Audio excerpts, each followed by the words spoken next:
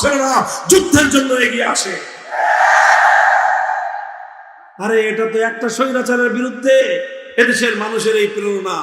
আল্লাহর কসম খেয়ে বলি, হে ওলামায়ে কেরাম, আলেম সমাজ, আমরা শুধু মাদ্রাসার ছাত্রদের কথা জানি।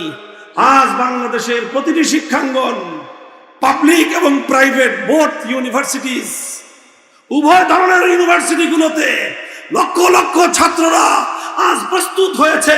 তারা ঈমান এবং শিরকের পার্থক্য করতে চায়, তারা হক এবং বাতিলের মধ্যখানে পার্থক্যের রেখা টানতে চায়, তারা তাগুতকে অস্বীকার করে এক আল্লাহর তাওহীদকে প্রতিষ্ঠা করতে চায়। শুধু মাদ্রাসার ছাত্ররা না, পারবা না। তোমরা মাদ্রাসাগুলোকে জঙ্গি প্রজনন কেন্দ্র বলে মাদ্রাসাকে দমন করতে চেয়েছো। প্রতিটি বিশ্ববিদ্যালয়ের চত্বর থেকে আল্লাহর দ্বীনের সৈনিক তৈরি হচ্ছে। এই ধারা ইনশাআল্লাহ আল্লাহ চাহে তো এটা চূড়ান্ত পর্যায়ে পৌঁছবে।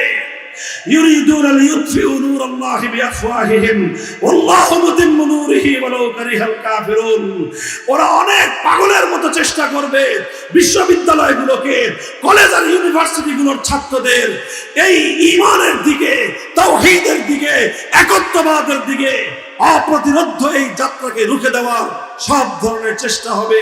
কিন্তু ইনশাআল্লাহ যে জাতি একবার হকের সন্ধান পেয়ে যায়, এরা হলো পঙ্গপালের মতো ছুটতে থাকে। পঙ্গপাল যেরকম যখন মোমের আগুন দেখে, তখন পৃথিবীর কোনো বাধা এই ছোট্ট পঙ্গপালগুলোকে মোমের আগুনে ছাপিয়ে পড়া থেকে রোধ করতে পারে না।